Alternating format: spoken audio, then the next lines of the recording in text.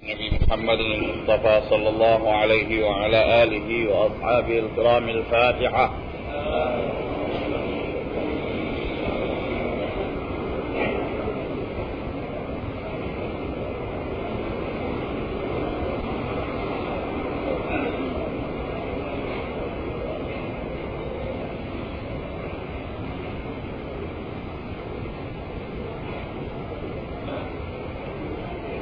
Bismillahirrahmanirrahim. Alhamdulillahi rabbil alamin. Wa sallallahu wasallam ala sayyidina Muhammadin wa ala alihi wa sahbihi ajma'in. Alhamdulillah, selamat bertemu dalam pengajian kita pada pagi ini. Pagi ini saya nak bincangkan pada tauhid, iaitu percayakah kita Allah.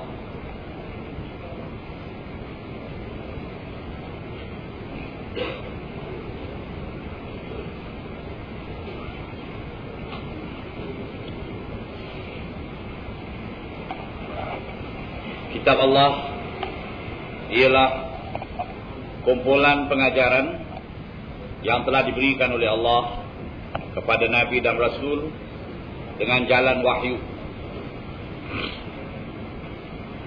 Dari sini yang perlu kita fahamkan ialah bahawa wahyu-wahyu itu turun kepada Nabi-Nabi dan Rasul-Rasul bukanlah merupakan tulisan-tulisan yang diturunkan. Tetapi yang diturunkan itu ialah bacaan-bacaan yang dibawa oleh malaikat Jibril, yang dibacakan oleh malaikat Jibril kepada Nabi itu, maka itulah yang dinamakan wahyu. Dan tidak ada wahyu yang diturunkan dengan tulisan, melainkan ada satu riwayat, iaitu apa yang diturunkan kepada Nabi Musa dengan dipahat atau diukir di gunung. Cahaya datang ke gunung mengukir.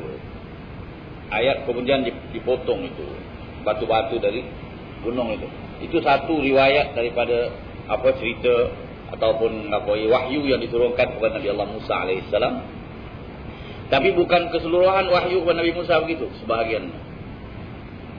Jadi kebanyakan wahyu itu adalah diberikan kepada Nabi dan Rasul dengan jalan pengajaran itu dengan jalan wahyu. Jadi wahyu ini, arti wahyu diterangkan di situ ya. Al-wahyu dalam bahasa Arabnya al-wahyu, dan dalam bahasa Melayu ini disebut juga wahyu, ialah perkataan Arab yang berarti pemberitahuan yang sulit lagi cepat. Itu asal makna wahyu dalam bahasa Arab. Sesuatu yang diberitahu dengan sulit dan cepat. Dan inilah yang kadang-kadangnya diberikan kepada makhluk, tetapi tidaklah dinamakan makhluk itu Nabi atau Rasul. Misalnya dalam Quran disebut, wa auha rabbuka ilan nahli. Tuhanmu telah mewahyukan kepada lebah. Tapi bukanlah lebah itu dapat wahyu sebagai Nabi dan Rasul. Apa yang diwahyukan kepada lebah itu, yakni diberikan semacam pengetahuan kepada lebah itu bahawa dia membuat rumah-rumahnya atau sarang-sarangnya di bukit-bukit, di gunung-gunung. Anittakhidhi minal jibali buyutan. Carilah tempat-tempat kamu tinggal di gunung-gunung, wa minas syajar, dan di pokok-pokok, dan di mana tempat orang bertanam. Itulah lebah itu dapatlah semacam pemberian dari Allah, dapat dia semacam ilham. Dan kalau dalam istilah itu disebut semacam insting ya, apa benda itu. Untuk kalau orang manusia ni fikir, tapi haiwan itu bukan fikir, semacam ilmu yang datang pada mereka tu mereka buat. Macam lebah ya, dengan dia punya sarang untuk mengeluarkan susu, laba-laba dengan membuat rumahnya itu apa semua. Jadi di situ Allah Taala pakai perkataan wa auha, yakni Allah Taala mewahyukan. Tapi mesti dipahamkan tafsirannya bukanlah wahyu seperti yang datang pada Nabi dan Rasul, iaitu semacam ilmu. Dan pada manusia biasa ni selalu dikatakan ilham. Ilham tu satu derajat di bawah wahyu, atau rendahlah, maknanya pikiran-pikiran itu datang ilham. Dan ilhamnya kadang-kadang datangnya daripada bisikan-bisikan syaitan dan iblis. Ya, itu pun jadi masalah juga pada manusia itu. Kalau ilham yang baik itu daripada Allah Subhanahu wa taala. Jadi dan juga dalam satu ayat Allah Taala kata wa auhayna ila ummi Musa an yaqdhifihi fit tabut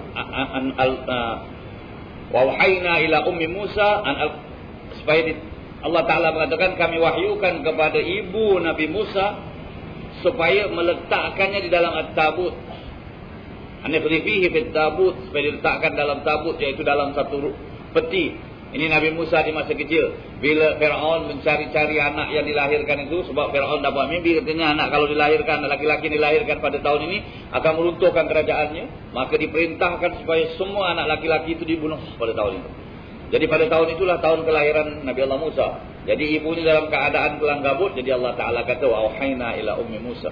Kami wahyukan kepada ibu Nabi Musa. Tapi bukan wahyu sebagai Nabi dan Rasul. Wahyunya apa? Datang pikirannya itu untuk meletakkan anak ini di dalam peti dan menghanyutkan anak ini di sungai.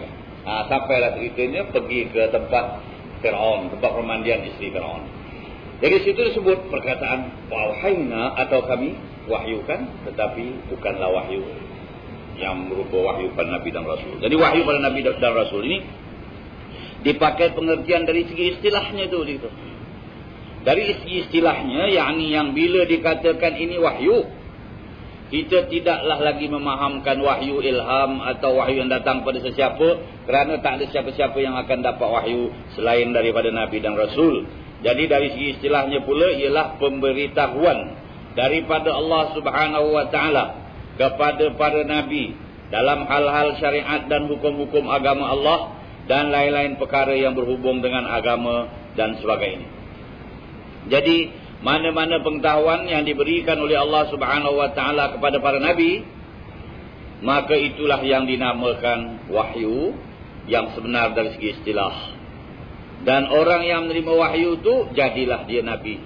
Dan kalau dia disuruh pula menyampaikan apa yang disampaikan pada dia tu, jadilah pula dia rasul. Ya. Kerana tiap-tiap orang yang dapat wahyu ada kalanya disuruh menyampaikan. Maka itu dinamakan nabi dan rasul. Dan ada kalanya wahyu itu untuk diri dia sendiri. Dia mengamalkan saja. Kalau ada siapa yang bertanya padanya, dapat izin dia beritahu, dia beritahu. Kalau tidak wajib dia memberitahu. Tetapi kalau rasul wajib memberitahu kepada orang lain apa pengajaran diberikan kepadanya.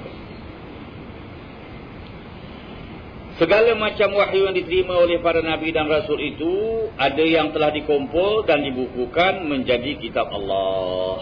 Jadi wahyu-wahyu yang dikumpulkan, yang sudah tercatat dalam tulisan-tulisan kitab Allah, itulah yang dikatakan kitab Allah, kumpulan wahyu. Itu sebagaimana yang telah ditetapkan, nanti akan kita bincangkan. Ada nabi-nabi dan rasul-rasul yang dapat wahyu, tetapi wahyunya tidak terkumpul. Ada, tidak terkumpul. Misalnya wahyu kepada Nabi Ismail alaihissalam, ya, tidak terkumpul. Wahyu kepada nabi-nabi yang lain-lain dan 25 nabi itu, banyak yang semua dapat wahyu itu, tapi tidak terkumpul wahyu itu. Jadi wahyu yang terkumpul itulah wahyu yang terang dan nyata dalam sejarah 4 buah kitab, itu kitab Taurat, kitab Injil, kitab Zabur dan kitab Al-Quran. Itu wahyu yang terkumpul. Tetapi wahyu yang terkumpul itu pula ada yang benar-benar terkumpul sebagai wahyu Allah, ada yang sudah diubah dan ditokok tambah, seperti kitab-kitab yang terdahulu yang dikatakan kitab Allah hari ini sebenarnya bukan wahyu daripada Allah Subhanahu wa taala. Kalau ada pun sebahagiannya memang wahyu daripada Allah, tetapi telah diubah. Maknanya bukanlah lagi merupakan sebagaimana yang asal diturunkan, begitulah ia disampaikan. Tidak begitu lagi. Berbeza dengan Al-Quran. Al-Quranul Karim sebagaimana diturunkan kepada Nabi Muhammad SAW, begitulah yang Nabi bacakan kepada umat, dan begitulah yang disampaikan kepada kita. Tidak ada tokok tambah, tidak ada sebarang perubahan. Ya. Bermacam-macam cara wahyu diturunkan. Ya, ada 3 cara turunnya wahyu kepada para nabi. Yang ini tidak mesti wahyu itu dengan perantaraan malaikat Jibril saja. Ada lain cara. Di sini diterangkan 3 cara. Pertama, dicampakkan ke dalam hati nabi itu semacam ilmu mengenai sesuatu perkara yang nabi itu meyakini bahawa perkara itu datangnya daripada Allah Subhanahu wa taala. Misalnya, Nabi besar Muhammad sallallahu alaihi wasallam. Ada kalanya orang bertanya kepada Nabi satu perkara. Bila orang tu bertanya kepada Nabi satu perkara, ada masanya Nabi terus menjawab. Jawapannya begini. Bermakna sudah dapat wahyu daripada Allah SWT dengan cara cepat, ya. Terus Nabi fahamkan perkara itu dan terus menjawab. Dan ada kalanya Nabi menunggu datang wahyu daripada Allah. Ya. Jadi itu malaikat Jibril. Jadi yang kita nak cakapkan yang tadi yang Nabi jawab terus. Adakah Nabi jawab dari fikiran Nabi sendiri? Tidak. Kenapa tidak? Kerana Allah Ta'ala telah menerangkan dalam Al-Quran bahawa satu daripada sifat Nabi SAW, satu daripada cara Nabi itu menyampaikan wahyu, وَمَا يَنْتِقُ عَنِ الْهَوَى. Nabi Muhammad tidak bercakap mengikut hawa nafsu sendiri. إِنْ هُوَ إِلَّا وَحْيٌ يُوحَى. Apa yang dicakapkan oleh Nabi adalah wahyu yang diwahyukan. Jadi dengan itu apa yang diterangkan oleh Nabi SAW itu adalah sebagai suatu wahyu. Tapi dalam perkara apa? Dalam perkara hukum hakam. Dalam perkara halal haram, dalam perkara pimpinan dan sebagainya. Dan bahkan ada ulama mengatakan apa saja dicakapkan oleh Nabi itu kerana Nabi tidak bercakap sembarangan. Cuma di sana ada satu peristiwa yang mana perkara itu juga sebagai pengajaran kepada kita. Ini cerita peristiwa ini ada orang menjadikannya sebagai alasan bahawa Nabi SAW tak mesti tahu semua perkara tentang mereka. Satu. Kemudian ada pula yang mengatakan kita boleh memikirkan sendiri perkara-perkara kita ini, dan apa yang dicakapkan oleh Nabi itu tidak mesti betul. Ada setengah mengatakan begitu dengan alasan satu peristiwa. Tapi ini perlu dipahamkan betul-betul. Yang sebenarnya di sana ada sebab yang Nabi nak menunjukkan kepada kita satu jalan, satu cara. Yaitu satu masa katanya Nabi SAW berjalan melihat orang-orang Arab ini mengawinkan pokok kurma. Ada setengah mengatakan cara yang mengawinkan pokok kurma itu yaitu diambil buah kurma yang bangkit dari pokok jantan itu, ditumbuk, dijadikan serbuk. Jadi mana-mana pokok kurma yang ditanam begitu banyak, diambil serbuk dari pokok jantan itu tadi. Bila masa pokok itu mengeluarkan bunganya, ditabur di atas pokok itu. Ini satu cara pengawinan. Jadi kurma itu naik subur nanti, buahnya besar bagus. Jadi Nabi lihat itu, mereka buat. Nabi kata, apa yang kamu buat? Mereka kata, kami mengawinkan pokok kurma ini. Dalam bahasa Arab disebut talqih, mengawinkan. Nabi kata, saya rasa kalau tak buat pun tak apa. Ini kata Nabi sallallahu alaihi wasallam. Jadi ini orang-orang ini mendengar cakap Nabi sallallahu alaihi wasallam kerana mereka meyakini Nabi sallallahu alaihi wasallam. Satu masa mereka tak buat. Tetapi ternyata katanya bila mereka tak buat, pokok kurmanya tidak, buah kurmanya tidak subur. Tak sebaik kurma yang dikawinkan. Jadi pada mulanya mereka rasa ini cakap Rasulullah, ya. Mereka tak buat mereka ikutlah cakap Rasulullah, tak buat kahwin tu. Jadi merasa mereka yakinlah ini mesti dan dapatnya macam biasa jugalah, tak perlu ini dikawinkan. Tetapi ternyata hasilnya tidak begitu baik. Mereka berjumpa Rasulullah. Mereka kata, ya Rasulullah, Tuhan dulu pernah kata kepada kita begini-begini, tak payah kawinkan, tapi hasilnya tidak bagus. Terus Nabi bercakap, antum a'lamu bi umuri dunyakum. Antum a'lamu bi umuri dunyakum. Kamu lebih mengetahui urusan dunia kamu. Jadi maknanya dalam hal ini aku cuma rasakan bahawa ini tak perlu, tetapi rupanya perlu. Pandailah kamu dalam urusan kamu, baguslah, maknanya buatlah. Jadi di sini ada yang mengatakan, ada setengah mengambil kesimpulan dari peristiwa ini, Nabi tak tahu juga perkara itu. Ya. Yang sebenarnya Nabi ini mengikut pendapat yang benar, yang betul. Nabi nak menunjukkan kepada umat bahawa dalam hal-hal yang macam ini tak payahlah dirujukkan kepada Nabi. Ya. Dan kamu boleh fikir sendiri. Dan kamu boleh buat sendiri. Dan kalau Nabi cakapkan itu, kamu boleh juga fikirkan. Dan kamu boleh juga kata, ya Rasulullah, kami dah biasa buat begini-begini. Ini hasilnya. Boleh lah. Tak apalah. Jadi maknanya memberi kebebasan kepada kita. Jangan sampai ada orang menunggu. Semuanya tidak ada wahyu. Semuanya tidak ada keterangan dari Nabi. Jadi ini tak payah. Kalau perkara-perkara itu tak perlu, tak payah. Nak buat rumah, nak buat itu, nak buat ini, buatlah cara yang sesuai. Pulang pada kamu. Cuma mana yang soal agama, soal hukum, ikutlah arahan Nabi. Jadi ini bukan bermakna Nabi tak tahu. Kalau Tuhan nak beri wahyu pada Nabi, boleh. Bahkan Al-Quran pun ada mencakapkan tentang perkahwinan pokok-pokok ni. Allah Ta'ala kata, wa arsalna riyaha lawaqiha. Dan kami antarkan angin itu, kata Allah. Wa arsalna riyah. Kami arahkan, kami kirimkan angin lawaqih. Lawaqih itu artinya pengawin pokok-pokok. Daripada perkataan talqih. Sebab ada pokok-pokok yang kawinnya hanya dengan jalan angin. Maksudnya angin itu memindahkan semacam benda atau semacam bau semacam dari pokok yang lain kena subur pokok itu. Jadi ini bukan tak dalam Islam. Cuma Nabi ini nak menunjukkan kepada kita bahawa dalam hal-hal yang kamu sendiri boleh jalankan, boleh kerjakan, ini dinamakan perkara-perkara yang harus. Sebab kita hukum kan ada berapa? Haram, fardu, sunat, wajib, haram, fardu, sunat, makruh, haram, harus. Yang harus ni kita bebas. Buat pun tak ada apa-apa, tak buat pun tak ada apa-apa, buat pun tak dosa, tak ada pahala, tak buat pun tak dosa, tak pahala. Ini kamu bebas dalam urusan harus, ya. Jadi inilah. Tetapi dalam hal-hal yang berkenaan dengan agama, hal yang berkenaan dengan hukum yang Nabi tegaskan secara terang-terang dalam sesuatu perkara itu adalah wahyu yang mesti ikut. Ya. Jadi Nabi SAW dapat semacam ilmu dan Nabi terus menerangkan perkara itu. Sebagaimana yang diriwayatkan oleh Ibnu Hibban di dalam sahihnya bahawa Rasulullah SAW bersabda, "Inna ruhal qudus nafatha fi ruhi nafatha fi ruhi inna ruhal qudus nafatha fi ruhi anna nafsan lan tamuta hatta tastakmila rizqaha wa ajalaha fattaqullaha wa ajmilu fi talab." Saya ulangi.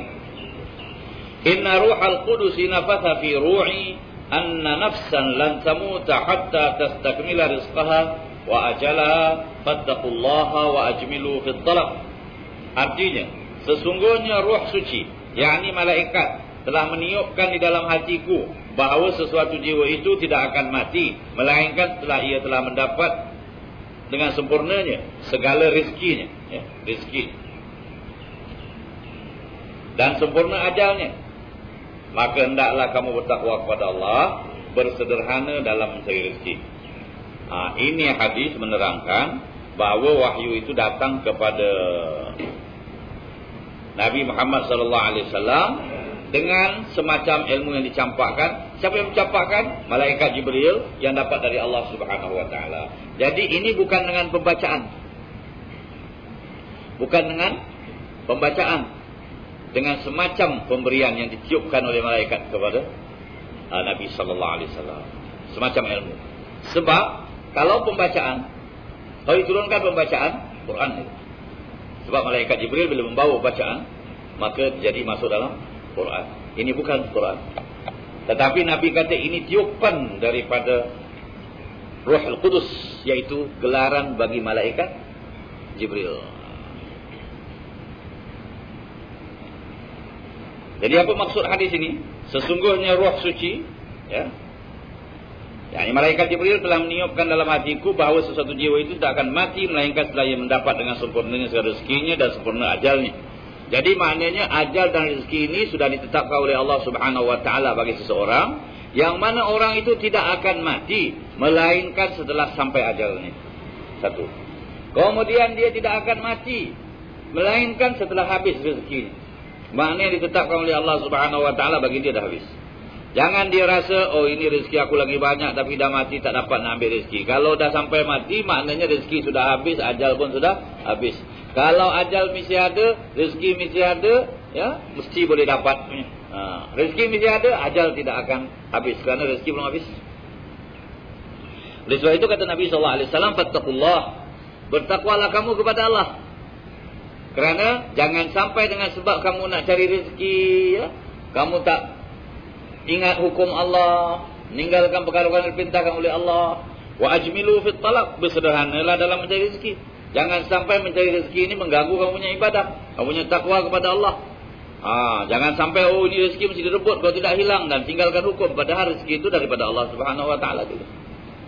Yang beri rezeki Allah, dan Allah dah janji, selagi kau punya rezeki, lambat laut mesti dapat. Sebab itu ulama mengatakan orang yang mengambil yang haram, sebenarnya rezeki dia dari yang halal macam yang haram itu ada. Katalah dia tengok ini duit banyak tapi haram, dia kata ambil lah dulu, mau ini perlu ini apa sebab, ya, dia ambil. Bila dia dah ambil, dia dah pakai, jadi rezeki dia lah. Bila dia dah ambil, dia dah pakai, dah jadi rezeki dia. Sebab rezeki itu kata mengikut hukum kita, pendapat ahli sunnah wal jamaah, rezeki itu apa yang awak dapat gunakan walaupun haram. Itu kira rezeki lah. Rezeki walaupun haram. Cuma oleh sebab awak ni nak cepat, tak kira halal atau haram, terus diambil, maka itu memang rezeki awak dah tetap tu. Awak dah ambil yang ini, yang sana tak dapat lah. Yang disediakan oleh Allah Ta'ala awak yang halal tu tak ada. Awak dah ambil yang haram. Sebab rezeki dah, katalah awak punya rezeki dalam dunia ni 1 million, ya, awak dah letakkan 1 million rezeki awak. Daripada mulai awak lahir ke dunia, mulai makan sampai mengembuskan nafas yang akhir, 1 million. Cuma kita tak kira lah masa kecil makan berapa ya. 1 million rezeki awak. Tetapi satu masa awak tengok, wah ini kalau dapat ini loteri ke apa ke ini, wah banyak dia pun dapat sekaligus, banyak dia dapat, dia ambil. Dah lah. Jadi memang disediakan untuk dia. Cuma ada jalan halal untuk dia. Untuk jalan halal. Tetapi dia nak cepat ambil yang haram, yang halal tolaklah. Pasal dia punya 1 million saja. Ambil yang sini ke atau tunggu yang lain? Atau tak sekaligus ke? Tak sikit-sikit. Sepulang. Jadi itu sebab katanya yang haram itu juga dikira rezeki, tetapi berdosa. Berdosa. Tapi rezeki. Sebab makna rezeki itu apa yang kamu dapat makan, kamu dapat pakai. Oleh sebab itu orang yang saleh kata kalau haram tak maulah, mau yang halal. Jadi kalau bagi orang yang beriman betul, sebagaimana awak rasa kalaulah aku dapat ini sekian-sekian banyak ini, kalau kau punya, kau mesti boleh dapat. Kalau bukan kau punya, kau tak dapat. Kemudian ingat, ini kau tak ini caranya haram, oh tak maulah, mau yang halal. Adalah jalan yang halal nanti Allah Ta'ala beri. Oleh sebab itu ulama mengatakan siapa-siapa ambil yang haram dan dia dapat gunakan yang haram, sebenarnya ada bagi dia yang halal.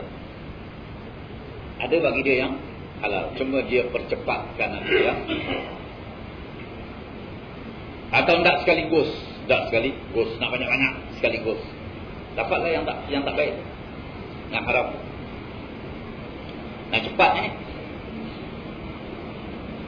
Sebab ada orang bila dapat rezeki, katalah dia dapat sekaligus 1 million dapat. Dia boleh makan 1 million sekaligus itu.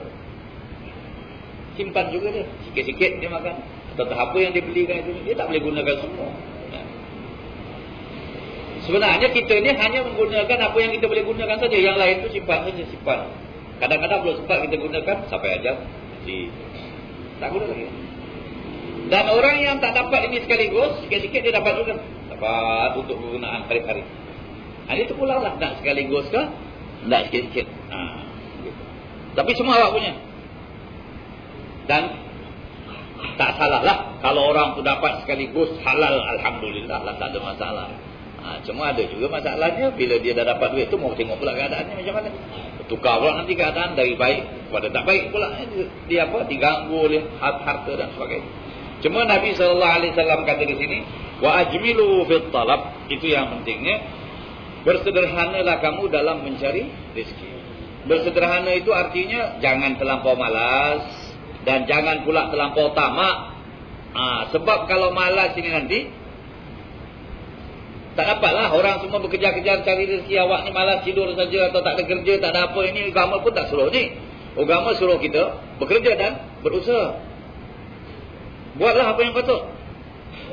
Tapi ingat, jangan sampai dunia merosakkan akhirat. Jangan sampai dunia menggagalkan kita daripada amalan-amalan akhirat yang berupa perintah-perintah Allah.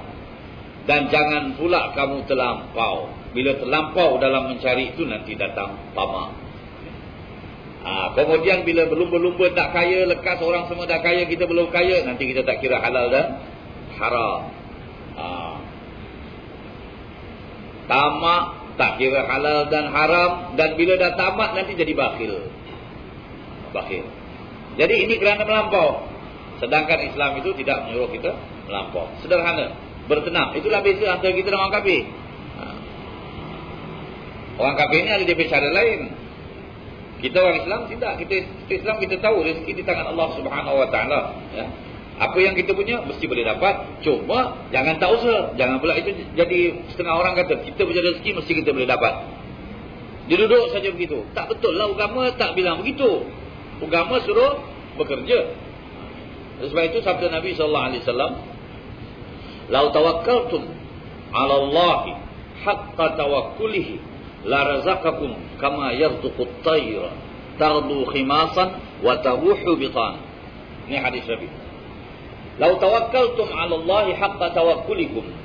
Kalau kamu bertawakal kepada Allah sebenar-benar tawakal, haqqa tawakkulikum atau haqqa tawakkulihi, atau kama qala Nabi sallallahu alaihi wasallam, kalau kamu bertawakal kepada Allah Taala sebenar-benar tawakal, ya, sebenar-benar tawakal, la razaqakum kama yarzuqut tayr. Nescaya dia berinya rezeki kepada kamu seperti dia beri rezeki pada burung. Pada burung. Gambaran diberi oleh Nabi pada burung tu, tardu khimasan, keluar dari rumah perutnya kempis, wa taruhu bitana, dan keluar daripada sarang dia lah, ya, keluar dari sarang itu perutnya kempis, wa taruh, dan balik perut gemuk atau perut penuh bitana. Jadi di sini kita dapat ambil pengajaran kenapa Nabi beri contoh burung. Kerana kita nampak burung inilah binatang yang agak paling rajin terbang ke sana kemari, tidak duduk saja dia tu. Duduk tak duduknya dia bila malam gelap apa semua baru lari duduk. Kalau siang tu berterbangan saja satu. Ya. Kemudian Nabi beri contoh kepada kita, oleh sebab burung ini keluar berusaha terbang dari satu pokok ke satu pokok, dari satu tempat ke satu tempat. Jadi tu Nabi kata nanti diberinya kamu rezeki, Allah Ta'ala beri kamu rezeki seperti rezeki burung. Maknanya kamu akan dapat apa yang kamu hendak itu akan diberi oleh Allah Ta'ala. Tetapi kamu juga mesti bersikap seperti usaha burung. Tak duduk, terbang saja di satu tempat. Jadi kamu begitulah. Keluar dari rumah, buatlah apa yang usaha yang patut. Jadi rezeki burung, kata Allah, burung tak duduk, burung terbang. Jadi kamu nak dapat rezeki pada rezeki burung, tawakal macam burung itu dan keluar dari rumah. Kemudian apa lagi contoh dalam burung tu, dari burung tu, iaitu burung ini keluar, dan di samping burung-burung yang kecil tu ada burung-burung besar. Maknanya kalau rezeki itu dengan kekuatan, nescaya burung yang kecil tak dapat rezeki. Burung besar saja yang dapat. Boleh dapat burung pipit dengan burung elang tu belum untuk rezeki. Kalau sekiranya rezeki dengan kekuatan, dah tentu burung pipit kalah. Tetapi Allah Ta'ala dah beri. Burung pipit ada rezekinya, burung elang ada rezekinya. Itu jaminan dari Allah. Oleh sebab itu dikatakan rezeki ini bukan dengan kepandaian, rezeki bukan dengan kekuatan, tetapi rezeki dengan pembahagian daripada Allah. Cuma kita disuruh berusaha. Tuhan suruh kita berusaha, bekerja. Rezeki Tuhan yang bagi. Dan Tuhan tak suka orang yang malas-malas tidak bekerja. Kerana kita ni bukankah disuruh di dalam dunia ni, disuruh hidup sebagai khalifah, pemakmur muka bumi. Macam mana kamu nak makmurkan muka bumi kalau sekiranya kamu tidak buat kerja? Jadi maksudnya di sini, awak punya kerja ini, awak jalan kerja awak. Awak punya kerja ini, jalan kerja awak. Awak punya kerja ini, jalan kerja awak. Tuhan bagi rezeki. Ini pembahagian dari Tuhan. Tapi kerja mesti jalan. Masing-masing dengan tugasnya. Ya buruh kasa ke, ya orang pemimpin ke, ya peniaga ke, ya pelaut ke. Sebab inilah cara memakmurkan dunia. Kalau semua orang jadi pelaut saja, apa hal dengan kerja di darat? Kalau semua orang ke darat saja, apa hal kerja di laut? Kalau orang semua nak jadi menteri-menteri dan orang besar saja, apa hal dengan kerja-kerja kecil? Kalau orang semua kerja yang senang-senang saja, apa hal dengan kerja yang susah, yang berat? Kalau semua orang kerja pada dunia saja, apa hal dengan agama? Jadi masing-masing itu ada dia punya apa? Channel dia. Itu pembahagian kerja tu. Rezeki Tuhan beri, awak jalan kerja. Jadi bila orang tu bekerja, ingat ini menjalankan tugas. Ini kewajipan kita. Ini kepandaian kita. Orang-orang yang macam inilah selalu mendapat rezeki daripada Allah Subhanahu Wa Taala, yang kita tengok senang dia dengan kerja. Kerana dia tidak memikirkan apa-apa, pokoknya itu kepandaian dia buat dan penuh keyakinan Allah Taala beri. Tapi mesti penuh keyakinan. Jangan terfikir, ini aku buat kerja ini, aku boleh kerja ini, aku boleh buatlah, tak apalah. Tapi kadang-kadang dia tengok, wah dia ni kerja ini senang lah. Dapat pula duit banyak, aku pun pergi sana. Kau bukan channel kau di situ. Itu bukan kerja kau punya kerja dekat sini. Kau pergi sana pun kau tak tahu buat kerja. Biarlah dia dengan kerja, awak buat kerja sendiri. Rezeki minta kepada Tuhan. Kerja ini tapi buat minta rezeki daripada Allah. Sebab ini cuma sebab saja yang memberi Allah. Kemudian kita nak tengok ini kerja halal ke haram ke? Boleh ke tak boleh ke? Jadi itulah ya, kita kata kita jalankan tugas. Oleh sebab itu kita tengok ada setengah-setengah orang tu, kita tengok dia punya kepandaian tu dia buat. Saya punya kepandaian ini perkara ini, saya nak tunjukkan ini. Nak tunjukkan ini perkara. Nak buat ini. Dia buat ni, dapat dia rezeki daripada itu. Dan kadang-kadang Allah Ta'ala beri pula dia yang lain lagi. Kerana dia sudah tekun dalam perkara ini. Ini contohnya. Nabi Allah Daud AS. Ini barangkali saya pernah cakapkan perkara ini. Dalam sebuah hadis Nabi SAW, Nabi bersabda, Ma akala ahadun ta'aman qattu khairan min an ya'kula min amali yadihi. Wa anna Nabi Allah Daud kana ya'kulu min amali yadihi. Nabi kata, seseorang itu tidak memakan makanan yang lebih baik dari hasil usaha tangannya sendiri. Atau kalau kita nak tafsirkan, usaha titik peluh sendiri. Tapi yang dimaksudkan dalam hadis ini tangan. Maknanya kita kalau ada kebolehan, kita pandai buat itu, pandai buat ini dengan tangan kita. Ini dinamakan dalam bahasa Arab hirfah, pekerjaan tangan. Buat. Hasil dari ini lebih baik daripada yang lain-lain. Ini kebolehan awak. Ini hadis menunjukkan awak punya kebolehan itu awak gunakan. Dan ada setengah mentafsirkan apa saja kebolehan awak. Asal perkara itu halal, perkara itu baik. Ya? Apa kebolehan awak? Buatlah. Dan fikirkanlah untuk memajukan kebolehan itu. Ini pun satu masalah juga kan. Ada orang dia ada kebolehan, tapi kebolehan dia ini hanya untuk 40 tahun dulu pun. Orang dulu saja pakai perkara, tapi sekarang dah berubah. Jadi kita sekarang pun buatlah sedikit perubahan. Kebolehan yang ada kita fikirkan macam mana nak ubah, nak sesuaikan dengan keadaan hari ini. Itu orang-orang ahli pekerjaan begitu mereka buat. Kemudian Nabi SAW menerangkan, wa anna Nabi Allah Daud kana ya'kulu min amali yadihi. Nabi Daud dulu memakan dari hasil usahanya sendiri. Ini maksudnya Nabi Daud itu Allah Ta'ala dah berikan semacam mukjizat, iaitu dapat melembutkan besi dengan tangannya saja. Tak payah pakai alat-alat tukang besi. Ini mukjizat Nabi Daud. Allah Ta'ala kata dalam Quran, wa alanna lahul hadid. Kami lembutkan besi itu untuk Daud.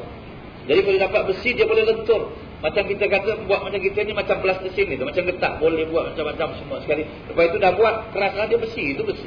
Tapi bila dipegang oleh Daud boleh dilenturnya mengikut apa yang dia nak. Itu pemberian daripada Allah Subhanahu Wa Taala. Jadi Nabi Allah Daud dapat pemberian tu, dia makan dari hasil usaha tangannya sendiri. Ya. Dia buat barang-barang, jual, makan. Dan bila sudah jadi panglima perang dan sudah jadi raja memerintah pun mesti buat itu kerja kerana bersyukur kepada Allah Subhanahu wa taala. Jadi yang dia makan katanya hasil daripada kerja itu. Ini kalau dia dapat duit pemerintahannya, orang raja kan semua duit di bawah tangan dia, apa yang nak buat boleh buat kan. Kalau dia kata dulu saya tukar besi, sekarang saya jadi raja, takkan nak tukar besi lagi. Tapi tidak, pekerjaan saya nak buat. Tapi raja tetap raja. Saya mau makan dari hasil ini, tidak makan dari sana. Kerana bersyukur atas kebolehan yang ada. Jadi begitulah kita. Ya. Cuma jangan khawatir, rezeki awak punya tetap awak punya. Allahumma la mani'a lima ataita wa la mu'tiya lima mana'ta. Ya Allah, tak ada siapa yang dapat tahan apa yang kau nak beri, dan tak ada siapa dapat beri apa yang engkau nak tahan. Kalau kita kejar satu benda tu tak dapat, kita yakinlah bukan rezeki kita. Jangan susah hati. Jangan susah hati. Kalau orang mukmin tak bersusah hati, bukan rezeki. Tapi usaha-usahalah, cubalah. Tak dapat juga, alhamdulillah, bukan awak punya. Tapi kalau awak punya, mesti boleh dapat. Macam itu kan kita tenang, ya. Tenang gitu. Dapat sikit, alhamdulillah, inilah rezeki yang Tuhan bagi. Kalau memang kau punya banyak, mesti banyak. Kalau sikit-sikit, yang bagi Tuhan. Ingat pada Allah, bukan manusia. Manusia cuma sebab. Sebab yang memberi Allah Subhanahu wa taala. Ini sempena kita menerangkan hadis Nabi sallallahu alaihi wasallam. Jadi ini rezeki, ini hadis ini kata Nabi, Ruhul Qudus nafasa fi ruhi. Dapat daripada malaikat Jibril ini. Termasuk dalam bahagian ini wahyu yang diterima oleh seseorang nabi dengan jalan mimpi seperti yang pernah diterima oleh Nabi Ibrahim. Ini pun masuk dalam bahagian ini. Kerana mimpi nabi adalah benar. Mimpi nabi benar. Mimpi kita tengok keadaan. Dan ada satu hadis Nabi sallallahu alaihi wasallam mengatakan mimpi yang baik itu adalah 1/46 atau 1/47 daripada wahyu. 1/46 atau 47. Cuma saya belum jumpa lagi penganalisaan ulama tentang angka 1/46 atau 47. Biasanya angkanya itu 1/100, 1/10, ya. Ini pembahagian persentage itu. Ini 1/46 atau 47 begitulah. Saya tak pastikan hadis, tapi 40 lebih ada pecahan. Jadi bermakna kalau wahyu itu ada 47 bahagian, maka satu bahagian mimpi. Mimpi yang mana? Yang benar, yang baik. Mimpi-mimpi yang tak baik itu adalah bisikan syaitan atau khayalan-khayalan awak pada waktu siang, terkhayalah sama pada waktu malam, ya. Ini mimpi-mimpi ini ada perbezaan, ya. Tapi mimpi Nabi hak, benar, dan dikira wahyu. Misalnya Nabi Ibrahim bermimpi disuruh menyembelih anaknya Ismail. Pada malam yang pertama dia teragak-agak juga nak melakukan, sebab ini menyembelihan, ini dipikirkan, direnungkan. Malam yang kedua mimpi lagi, malam yang ketiga mimpi lagi. Tahulah dia ini wahyu daripada Allah Subhanahu wa taala. Terus nak dilaksanakan, tetapi Allah Subhanahu wa taala kata dalam Al-Quran, ya Ibrahim, qad saddaqta ru'ya. Hai Ibrahim, kau telah menepati mimpimu. Jadi di situ Allah Taala menegaskan mimpi itu mimpi benar. Dan kau sendiri telah membenarkan ya Ibrahim. Jadi kata Allah, kau telah membenarkan mimpimu dan mimpi itu memang benar maksudnya. Dan kami cuma menguji padamu, dan ditebuslah Nabi Ismail itu dengan seekor penyembelihan daripada Allah Subhanahu wa taala. Itu ceritanya. Jadi didapati dengan jalan mimpi. Ya. Yang kedua, ini cara wahyu yang kedua. Mendengar perintah dari sebalik hijab, yaitu batasan alam nyata dengan alam ghaib. Kita ni alam nyata. Di samping alam nyata ada satu alam lagi, alam ghaib, alam yang tinggi, alam yang manusia tidak hidup di sana. Ya. Dan antara kita dengan alam nyata ini hijab. Dan hijab ini boleh di mana-mana saja dihijabkan kita. Ya, sebab ini rahsia dalam alam. Jadi nabi-nabi dan rasul-rasul ada masanya mendapat wahyu dari sebalik hijab. Ini misalnya Nabi Musa alaihissalam. Kalau kita nak tahu tentang apa, satu hijab itu. Ini cerita Nabi Musa, wa kallamallahu Musa taklima. Ini satu cerita lain Nabi Musa juga. Ya, nanti kita akan terangkan. Tetapi ada satu cerita lagi. Nabi Musa, pada mulanya Nabi Musa ni hidup di Mesir, dalam istana Firaun. Anak angkat Firaun itu. Ya, anak angkat Firaun. Firaun pelihara dia. Isteri Firaun sayang betul dengan Nabi Musa ni sebagai anak angkat, dan suaminya tentulah sama-sama sayang lah dengan anak angkat. Tetapi suaminya adalah curiga juga pada Musa ni, sebab dia dah mimpi tu macam-macam, dia takut Nabi Musa. Kemudian macam mana ditakdirkan oleh Allah Ta'ala, Nabi Musa melakukan satu kesalahan atau kesilapan, iaitu terpukul atau memukul seorang daripada orang Mesir, jatuh, mati orang tu. Pasal begitu. Kemudian orang bertanya-tanya, siapa yang membunuh, tak diketahui orang. Pasal pada masa itu tak ada orang, cuma dia bela seorang rakannya. Ya. Kemudian dipukulnya orang tu, jatuh mati. Itu sebab takdir Allah, dan ada sebab, ada hikmah. Ini kita tak boleh cakap banyak-banyak tentang Nabi ni. Ya, kerana ini urusan daripada Allah Subhanahu wa Ta'ala. Kita mesti beradab pada Nabi-Nabi dan Rasul-Rasul. Cuma ceritanya memang ada. Kemudian dah lah habis cerita, orang pun tak tahu. Kemudian besok kawan dia tu bergaduh lagi dengan lain orang. Kemudian Nabi Musa nampak, ini orang semalam bergaduh dengan si fulan tu, aku dah pukul si fulan tu jatuh mati, ni bergaduh lagi. Nabi Musa datang jumpa dia. Semalam kau bergaduh, nyari kau bergaduh lagi. Kemudian orang ni kata, habis kau tak bunuh aku macam kau bunuh orang semalam. Dia cakap begitu, orang ada di situ. Orang dengar, orang semalam yang mati itu Musa bunuh. Pasal dia dah kata, kau nak bunuh aku macam kau bunuh orang semalam. Padahal kawan itu. Jadi orang pun dah dengar, Musa yang buat kerja semalam, ya, telah bunuh. Nabi Musa takut, tinggalkan Nabi Mesir, pergi ke Madian, jumpa Nabi Syuaib. Dan Nabi Syuaib kata, najauta minal qaumil zalimin, kau selamat daripada kaum yang zalim. Duduk sini, jangan balik sana. Duduk tempat Nabi Syuaib dan kahwin dengan salah seorang anak Nabi Syuaib. Kemudian sampai kira-kira masa yang agak lama, Nabi Musa pun nak berangkat balik ke Mesir. Dibawa isteri. Dalam perjalanan itu nampak api dari jauh. Qala inni anastu nara. Qala li alihim kuthu inni anastu nara. Dia kata kepada isterinya, kamu tunggu sini, aku nak pergi tempat api. Ini maksud nak pergi ke tempat api itu, nak tengok apa di sana, ataupun nak ambil api untuk memanaskan badan. Duduk. Ini dalam jalan malam ni. Sejuk. Jadi kalau dapat api, kita boleh panaskan badan kita dengan api itu. Bakar sesuatu.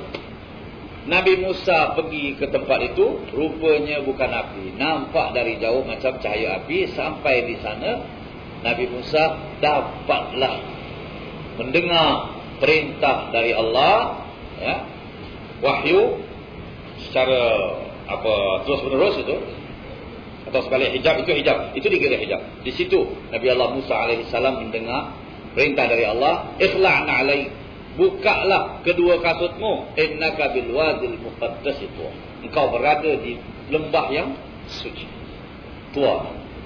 Jadi itulah dikatakan semacam hijab atau apa, ya, dari alam ghaib didengar. Dari itu cerita Nabi Musa. Umpamanya Allah berkata-kata kepada Nabi Musa dan kepada Nabi Muhammad pada malam Isra dan Mi'raj. Nabi Musa bukan malam Isra dan Mi'raj, tapi Nabi Muhammad malam Isra dan Mi'raj. Allah berkata-kata kepada Nabi Muhammad, iaitu dapat terima sembahyang 5 waktu, dan ada riwayat mengatakan itu penutup suratul Baqarah. Lillahi ma fis samawati wa ma fil ard, in tubdu ma fi anfusikum wa tukhfuhu yuhasibkum billah fa yaghfiru liman yasha wa yu'adhibu man yasha wallahu ala kulli syai'in qadir. Amana ar-rasulu bima unzila ilaihi. Itu ayat semua katanya telah diberikan pada malam Isra dan Mi'raj. Kemudian malaikat Jibril bawa lagi ayat itu turun kepada Nabi sallallahu alaihi wasallam. Yang ketiga, dengan perantaraan malaikat Jibril. Ini cara yang ketiga.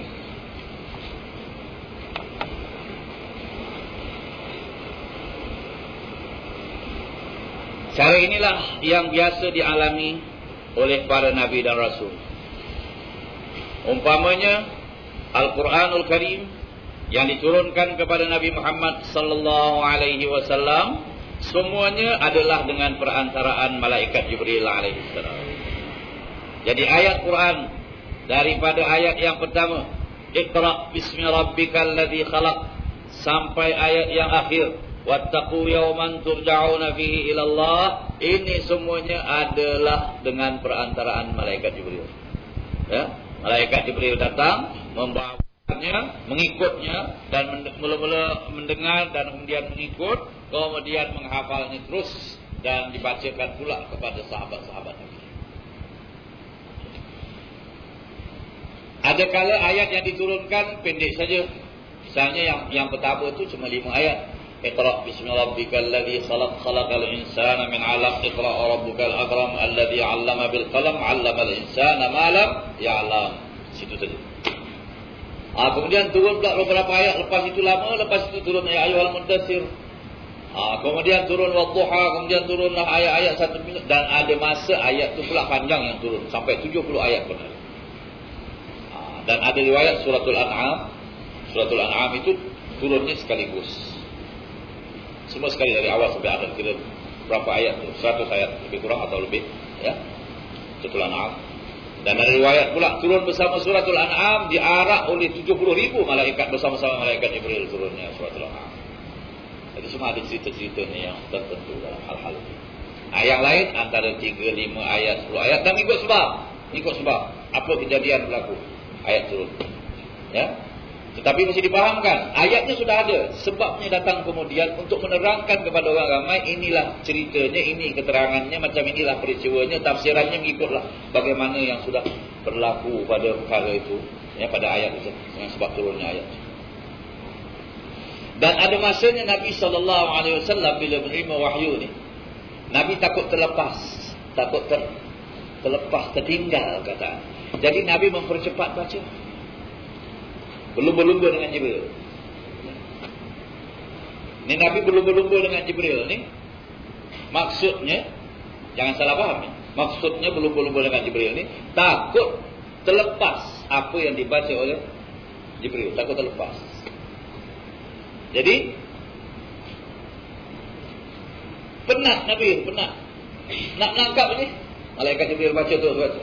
Allah Ta'ala turunkan ayat, la tuharrik bihi lisanaka lita'jala bihi, inna alaina jam'ahu wa qur'anah, fa idza qara'nahu fattabi' qur'anah, thumma inna alaina bayan. La tuharrik bihi lisanaka lita'jala bihi, jangan kau putar-putarkan lidahmu ya Muhammad untuk mempercepatkan bacaannya. Jadi putar-putar lidah itu maknanya cepat nak baca, nak tangkap ini. Jangan. La tuharrik bihi lisanaka lita'jala bih. Jangan kau putar-putarkan lidahmu untuk mempercepat-cepatkan tangkap ayat itu. Inna alaina jam'ahu wa qur'ana. Sesungguhnya kami akan mengumpulkannya bagimu dan akan membacakannya. Maknanya jangan kau baca ada yang terlepas, ada yang hilang. Tidak. Sebab Allah Ta'ala dalam ayat yang lain menerangkan, sanuqri'uka fala tansa. Kami akan bacakan kepadamu ya Muhammad Quran ini, kau tidak akan lupa. Dan jangan khawatir. Inna alaina jam'ahu wa qur'ana. Kami akan mengumpulkannya dan membacakannya kepadamu satu persatu. Thumma inna alaina bayanah. Kemudian kami akan menerangkannya, kata Allah Subhanahu wa Ta'ala. Engkau hanya menyampaikan. Lepas itu Nabi berkenang, dengar malaikat Jibril baca, dan terus Nabi kemudian Nabi pun bacakan kepada sahabat. Di antara sahabat ada yang sekali dengar hafal macam Nabi sallallahu alaihi wasallam. Dan ada pula yang kena 2 kali dengar baru hafal. Dan ada pula yang kena mengulang-ulang, maka mereka ini terpaksa menulis, ditulis di keping-keping batu, di kulit-kulit binatang, di pelepah-pelepah kurma, ya. Mereka tulis ayat-ayat tu untuk sementara dihafal di rumah. Kemudian Nabi SAW pula akan membacakan ayat itu di dalam sembahyang apa semua. Jadi mereka dengar.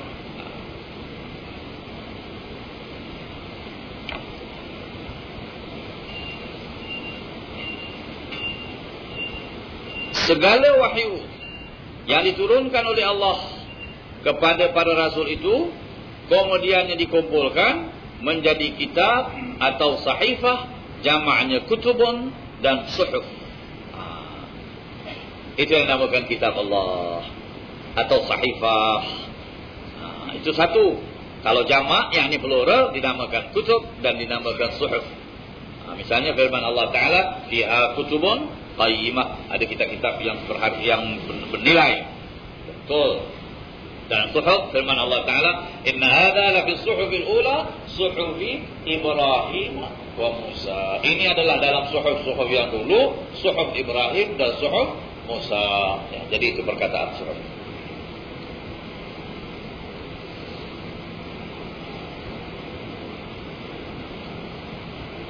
Kitab-kitab ini yang telah diturunkan oleh Allah Subhanahu wa taala ialah At-Taurah, Al-Injil, Az-Zabur, Al-Quran. At-Taurah diturunkan kepada Nabi Musa dalam bahasa Abrani. Bahasa Abrani, bahasa Hebrew, bahasa Yahudi. Ini satu lagi ya, hakikat atau keterangan bahawa tiap-tiap nabi diberi oleh Allah Ta'ala wahyu dengan bahasa nabi itu dan bahasa kaum nabi itu. Oleh sebab Nabi Musa diutus kepada Bani Israel dan orang-orang Bani Israel ini bercakap bahasa Hebrew, bahasa Abrani, bahasa mereka. Tapi bahasa Hebrew baik, bahasa Saryani baik, bahasa apa ini rumpun bahasa Arab juga. Ini rumpun bahasa Semitic gitu dia. Bahasa-bahasa dan Arab tersendiri. Ini dia bahasa itu ada dia punya rumpun. Sebab itu ada perkataan-perkataan itu dipakai dalam 2-3 bahasa. Ya. Jadi bahasa Abrani. Al-Injil diturunkan kepada Nabi Isa dalam bahasa Saryani. Bahasa Saryani ini bahasa yang dipakai oleh orang-orang yang hidup di dalam negeri kawasan yang diperintah oleh kaum Babylon satu masa dulu. Jadi kawasan itulah misalnya orang daerah Mesir, orang Palestin, orang apa semua itu ada menggunakan perkataan Saryani ini.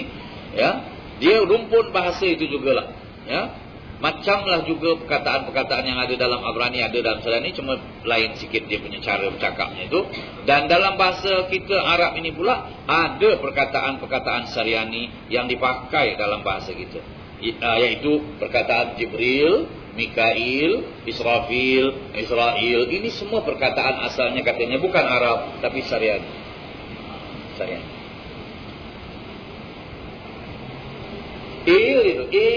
Il. Bahasa Arab Allah, ilah, mereka sebut il. Jadi kalau kita baca ya ilahi, ya Allah, mereka kata Eli. Tuhan. Kristen Eli. Mereka pakai Eli. Eli itu maknanya ilahi. Ilahi. Eli. Jadi Eli ilahi. Eli itu Israel. Ini apa? Saryani. Saryani. Allah, ilah, Arabi. Ibrahim, Saryani. Kalau orang Arab kata Abun Rahim. Abun Rahim. Makna Ibrahim, Abun Rahim. Bapak, Rahim, penyayang. Bapak yang penyayang itu Ibrahim. Father. Bapak. Jadi kita kata Ibrahim. Dan mereka pula bukan sikit Abraham. Oh, boleh lah.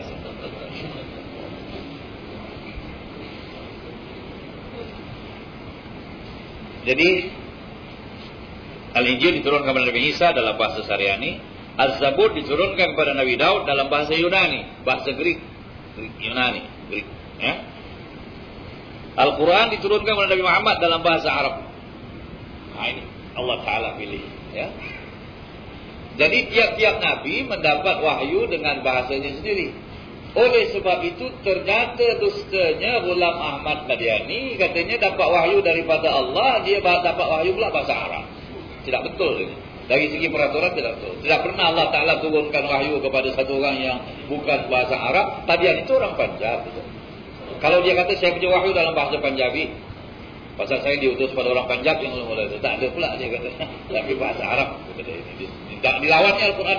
Ya, dibawa ayat dalam bahasa Arab. Ini wahyu pada saya. Kita kata dari segi prinsip ini tak betul. Sebab Allah Ta'ala sebut dalam Al-Quran. Yang ayatnya.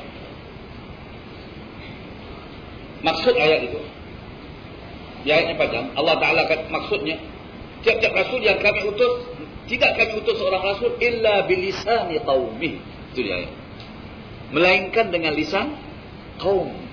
Sebab nanti kaumnya akan bingung macam mana. Kalau kita tak faham ini apa kau baca. Mau kena tafsir, mau kena translate, mau kena apa. Tak betul.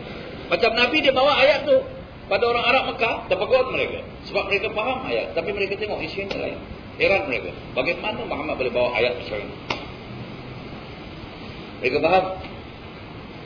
Dan mengatasi pula apa yang mereka pernah dengar. Tapi mereka faham. Mereka tahu ayat-ayat. Jadi siap-siap Nabi dapat wahyu dengan bahasa sendiri. Ya? Dan sudah tentulah tidak ada Nabi lepas Nabi Muhammad. Jangan pula ada pula orang kita nanti kata dapat wahyu bahasa Melayu. Wah, ini Nabi tak ada. Sudah habis riwayat Nabi-Nabi. Ya? Khatamin Nabi Muhammad sallallahu alaihi wasallam. Inilah yang dinamakan kita 4 ini. Ya? Kerana pengajaran-pengajarannya pada asalnya terkumpul. Kitab Taurat diturunkan oleh Allah Ta'ala kepada Nabi Musa sesuai dengan syariat, dengan kaum Nabi Musa, dengan masa Nabi Musa, zaman Nabi Musa, tempat Nabi Musa. Oleh sebab itu, Taurat berbeza sedikit dengan Injil kerana Injil ini ada lebih mementingkan soal kerohanian, memberatkan soal kerohanian, soal spiritual. Sedangkan Taurat ada lebih mementingkan sedikit soal kebendaan. Pasal apa? Kerana syariat Musa alaihissalam seperti syariat Nabi-Nabi yang selepas Nabi Nuh mementingkan sedikit soal kebendaan, ialah kerana mahukan supaya manusia itu memakmurkan dunia setelah dunia ini musnah kerana tufan Nabi Nuh. Sebab tufan Nabi Nuh itu melanda seluruh dunia. Habis apa yang mereka bina semua sekali. Ya, musnah. Kemudian datang umat yang datang kemudian disuruh memakmurkan dunia ini, diberi sedikit apa kita kata, diberi jalan sedikit atau diperkuatkan sedikit soal kebendaan. Itu syariat Taurat. Syariat Taurat. Tetapi kaumnya telah pergi lebih jauh. Sampai timbul orang seperti Qarun, seperti Fir'aun, seperti Haman. Ini orang-orang yang hebat. Tidak memikirkan lagi soal spiritual, soal akhlak, soal hukum. Tapi soal dunia semata-mata. Ini kerana sudah salah bawaan. Datang Qarun, datang apa semua sekali. Ya? Oleh sebab itu, mereka ini pintar dalam soal keduniaan, soal wang, soal riba, soal apa semua. Soal kehidupan dunia ni, memang mereka maju. Jadi sudah terlampau sangat mereka meninggalkan pula hukum-hukum Allah, meninggalkan soal-soal akhlak, soal-soal kemanusiaan, soal ibadah, soal apa, sudah tinggal. Ya.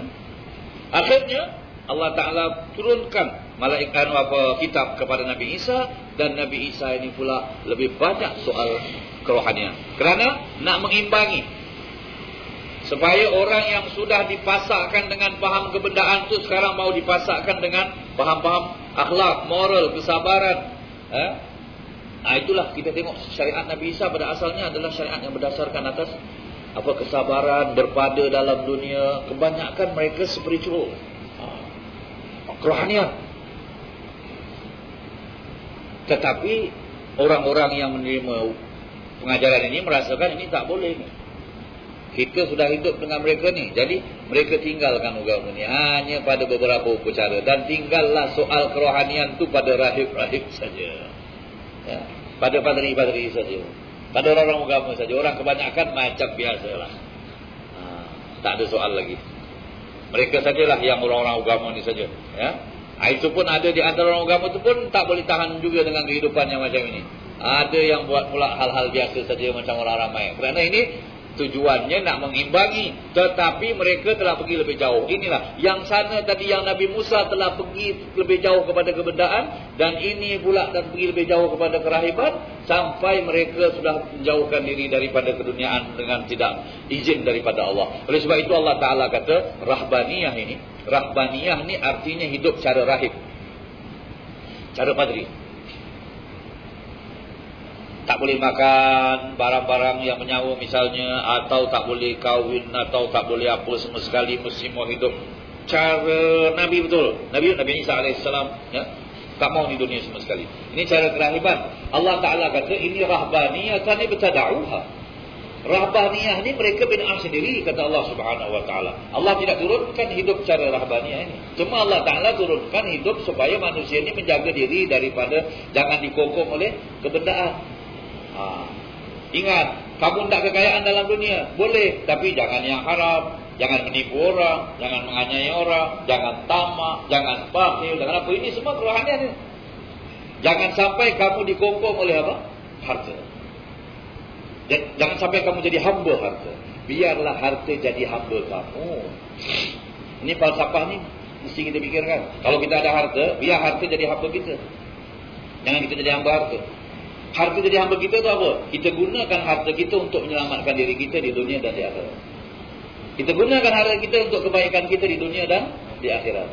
Orang jadi hamba harta macam mana? Dia simpan itu harta, tak mau gunakan. Dia macam mana pun, dia susah pun tak apa asal harta dia banyak. Dia tipu orang pun tak apa asal harta dia bertambah. Dia bohong dusta pun tak apa asal dia dapat duit. Ini diperhambakan oleh harta. Dia jadi korban kerana harta. Ya, kita mau korbankan harta untuk keselamatan kita, untuk kebaikan kita dunia dan. Jadi ini sudah pergi lebih jauh. Maka Allah Ta'ala turunkan syariat yang akhir, yaitu syariat Muhammad sallallahu alaihi wasallam dengan kitab Al-Quran. Ini dinamakan agama fitrah, katanya. Agama fitrah. Fitrah tu maknanya apa? Nature, tabiat semula jadi manusia. Mana yang manusia perlu sebagai manusia, Islam haruskan. Tetapi ada peraturan. Perkahwinan harus, tapi ada peraturan. Cari duit untuk mendapatkan hasil dalam dunia, boleh, ada peraturan. Makmurkan dunia, ada peraturan. Semua ada peraturan. Semua boleh. Yang tak boleh, yang haram, yang salah. Soal keduniaan, ya. Tapi soal keakhiratan pun ada. Itu sebab Sayyidina Ali falsafah Sayyidina Ali. Amal di dunia ka'annaka ta'ishu abada. Buatlah untuk duniamu seolah-olah kamu akan hidup selama-lama. Wa'mal li akhiratika ka'annaka tamutu ghadan. Dan buatlah pula untuk akhirat macam kamu nak mati besok. Ada dua ini falsafah Islam. Kemudian Allah Ta'ala berfirman dalam Al-Quran, disuruh kita berdoa, Rabbana atina fid dunya hasanah wa fil akhirati hasanah wa qina adzabannar. Ya Tuhan kami, beri kami kebaikan di dunia dan kebaikan di akhirat, dan selamatkan kami dari api neraka. Jadi ini undang-undang kita, alhamdulillah. Jadi kalau kita berjalan atas undang-undang ini, kita dapat dua-dua. Dunia dan akhirat. Kerohanian kita tidak terkorban, dan kebendaan juga Allah Ta'ala beri izin. Ini 4 kitab. Kemudian 4 kitab ini, Taurat, Injil, Quran, ini semuanya berisi hukum. Berisi hukum. Taurat, Injil, Quran. Berisi hukum. Ya. Hukum itu maknanya halal, haram, boleh, tak boleh, ini mesti buat, ini tak boleh buat, ini begitu begini, semua macam kita punya hukum lah. Tetapi Zabur tidak berisi hukum. Zabur tidak berisi hukum. Kerana Nabi Daud diperintahkan mengikut syariat Nabi Musa. Nabi Daud diperintahkan mengikut syariat Nabi Musa. Jadi Nabi Daud ini, di samping kitab Zabur, dia pakai Taurat. Di samping kitab Zabur, dia memakai Taurat. Jadi Taurat masih belum masuk dengan syariat Zabur. Cuma susunannya itu cuba kita mesti fahamkan. Taurat, Zabur, Injil. Ya. Cuma kita dulukan Injil, biasanya lah disebut Taurat, Injil, Zabur itu. Tapi Zabur itu nombor 2 lah lepas Taurat. Ya, kerana Nabi Daud sebelum Nabi Musa. Nabi Daud sebelum Nabi Nabi Daud dapat kitab Zabur. Ya. Tetapi dia juga pakai syariat Taurat. Hukum hakam, halal haram, boleh tak boleh, semua berdasarkan Taurat. Jadi Zabur yang diturunkan ini kepada Nabi Daud dalam bahasa Yunani ini ada bahasa Greek. Jadi Nabi Daud diutus kepada mereka. Nabi Daud diutus kepada orang-orang Yunani. Jadi apa isi kitab Zabur itu?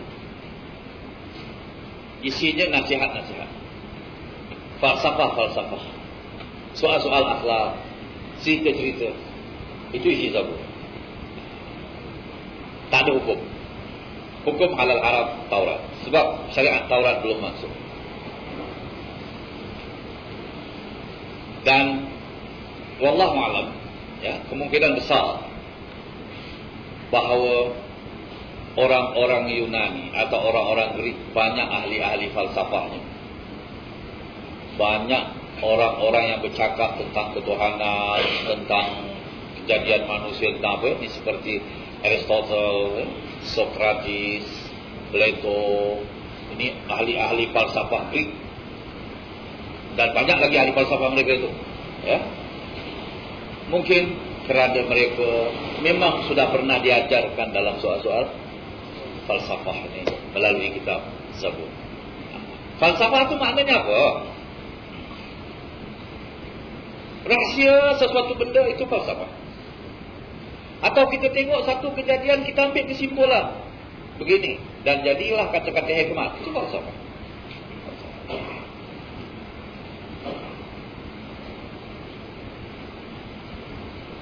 Mengkaji sosiologi atau psikologi manusia, sifat-sifat manusia, itu sebab pengkajian-pengkajian falsafah, ya. Jadi kemudian dibagilah itu hukum. Ilmu ini selalu dipecahkan, berkembang. Sekarang orang belajar falsafah macam-macam, ya. Orang pandai itu dipanggil filosof, ahli falsafah. Ya. Tapi kita ni alhamdulillah, Quran, syukur kita kepada Allah, semuanya perkara, ya, ada di sana, dan kita dapat Al-Quran ini sebagai satu lautan ilmu yang dapat kita cedok daripadanya dengan tafsiran-tafsiran ulama kita, alhamdulillah, ya. Kalau kita berkesempatan membaca kitab-kitab ulama kita, masya-Allah, ya. Inilah kekurangan setengah-setengah orang kita, bahasa Arab itu, ya, perlu sekali. Kalau banyak tafsiran-tafsiran, keterangan-keterangan dalam kitab-kitab, ya. Ini dua orang saja kalau kita baca dari segi falsafah tasawufnya, Imam Ghazali. Ini ada terjemahan dalam bahasa Melayu. Dan dari segi tafsirannya, kalau kita tengok Imam Al-Fakhr Ar-Razi, ini seorang yang satu ayat tu dia analisa, dia beri keterangan, perbincangan, soal jawab, masya Allah. Kadang-kadang kita membaca, kita heran, ini orang hebat, dia punya ilmu, masya Allah. Dikira dia ilham yang diberikan oleh Allah Ta'ala oleh dia.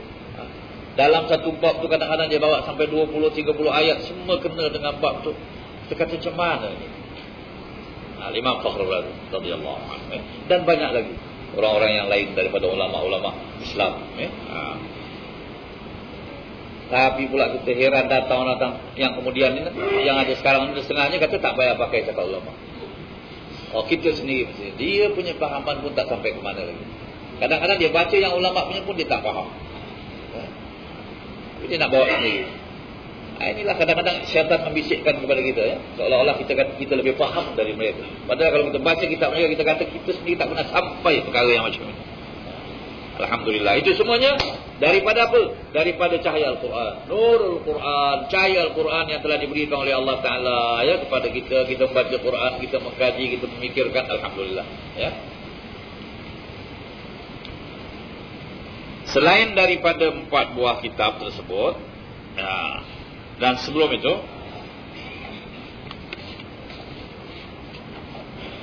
Al-Quran diturunkan kepada Muhammad SAW, kita dah kata sedikit demi sedikit, ya. Kemudian tadi kita ada menerangkan, Nabi Muhammad tu mempercepat baca untuk menangkap ayat tu takut terlepas. Tetapi Allah Ta'ala dah kata, jangan kau khawatir, kami akan bacakan padamu dan kami akan mengumpulkannya. Tak salah cepat-cepatkan. Dengar saja apa yang dibaca oleh malaikat Jibril, kemudian ulangi, kemudian bacakan lagi kepada sahabatmu. Itu maksud keterangan begitu.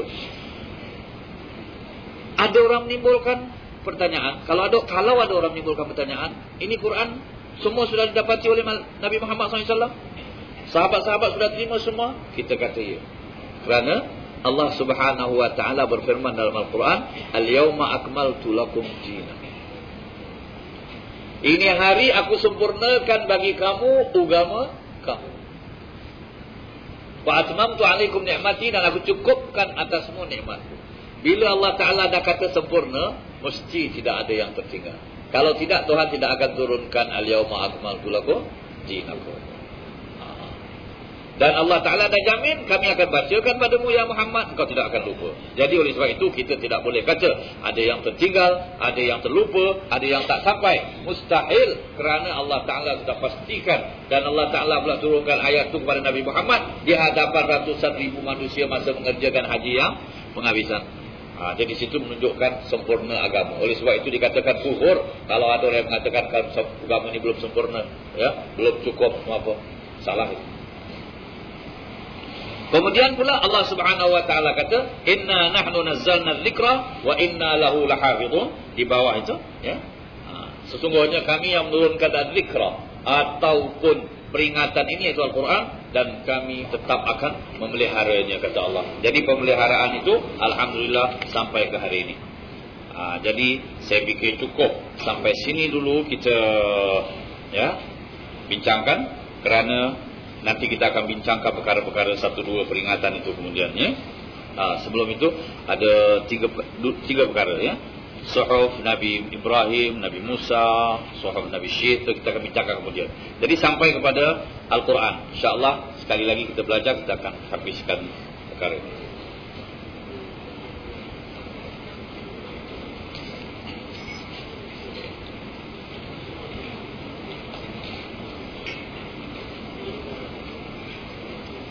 Ya, ada apa-apa nak tanya? Ya. Oh, di sini ada surat tu, ada soalan.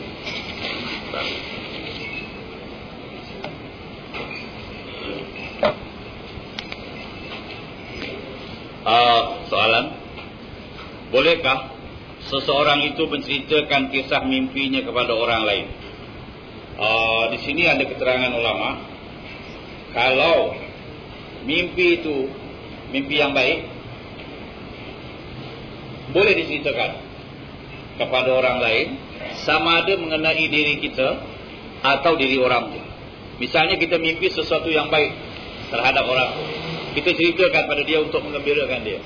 Atau mimpi itu mimpi kita ceritakan kepada orang.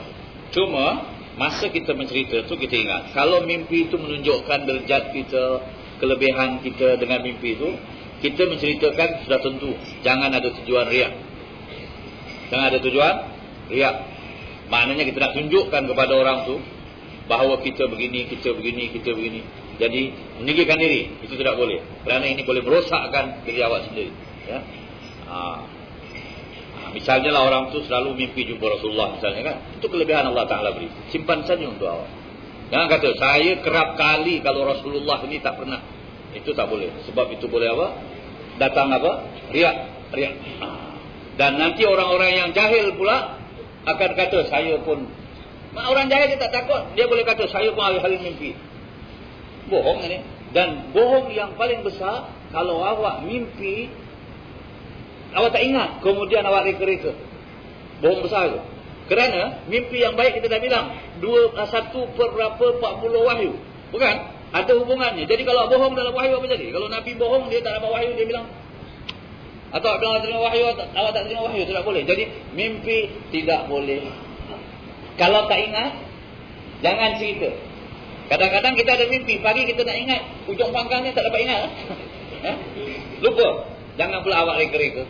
Ini bohong. Sebab mimpi itu pemberian dari Allah. Jadi mimpi yang baik boleh diceritakan kalau dengan niat. Dengan tidak ada tujuan riya, dan niat juga barangkali ada pengajaran dari mimpi itu, ataupun tujuan awak nak menggembirakan sahabat awak yang awak ada mimpi begini untuk kebaikan dia. Alhamdulillah. Dan mimpi yang tak baik terus tidak boleh diceritakan. Kerana kalau ceritakan kepada sahabat awak itu pula nanti jadi hal yang macam-macam terhadap diri. Diam-diam saja simpanlah. Cuma kalau awak kata, kalau aku tak ceritakan barangkali berlaku sesuatu pada dia sedangkan aku tidak dapat alamat, ya? Jadi awak jangan ceritakan pasal mimpi. Awak buatlah satu-satu perkara atau satu keterangan atau pandangan lah, bahawa barangkali kalau awak tak buat ni bagus, begitu, begini semua sekali. Tidak soal mimpi. Jangan cerita soal mimpi. Beri keterangan pada dia, saya rasa ini tak bagus awak buat. Ini tak bagus. Ini begini. Jangan bilang saya ada mimpi begini apa semua. Jadi dia pun dah naik takut. Dan sebab banyak orang dikongkong oleh mimpi. Bila dia mimpi pagi itu satu macam jadi hal dia tu. Ya? Tak tentu arah dia. Padahal kita tak disuruh begitu. Mimpi-mimpilah yang sebab semua dengan kudrat dan kuasa Allah SWT. Yang baik alhamdulillah, yang tak baik minta kepada Allah. Oleh sebab itu katanya kalau kita mimpi yang tak baik tu, ya, kita jaga tengah malam tu kita keludak di sebelah kiri 3 kali. Kemudian kita berdoa pada Allah, bangun sembahyang minta jauhkan segala balak, bencana dan sebagainya. Kalau mimpi yang baik, syukur pada Allah. Bangun sembahyang syukur pada Allah Subhanahu wa taala. Tapi jangan bergantung nasib pada mimpi. Bergantung nasib pada kenyataan. Sebab ini sudah ajaran Islam. Jangan seorang semua nak tunggu mimpi apa hal? Kerja semua tak jadi. Kalau tak mimpi, ya, jalan macam biasa. Mimpi-mimpilah, tak mimpi, tak kisah. Jadi jaga-jagalah dalam soal mimpi. Dan jangan tokok tambah dalam cerita mimpi. Kerana tokok tambah dalam cerita mimpi kira bohong besar itu. Itulah keterangan. Allahu a'lam. Bismillahirrahmanirrahim. ربنا انفعنا بما علمتنا رب علمنا الذي ينفعنا رب فقهنا وفقه أهلنا وقرابات لنا في ديننا مع أهل الفضل أنت وذكر رب وفقنا وفقهم لما ترتضي قولا فعلا كرما وارزق كل حلالا دائما وأخذ أتقياء علماء نحظى بالخير ونكفى كل شر ربنا أصلح لنا كل الشؤون وأقر بالرضا منك العيون واقض عنا ربنا كل الديون قبل أن تأتينا رسل المنون واغفر استر أنت أكرم من ستر وصلاة الله تعالى المصطفى من إلى الحق دعانا والوفاء بكتاب فيه للناس شفاء وعلى الآل الكرام الشرفاء وعلى الصحب المصابيح والحمد لله رب العالمين.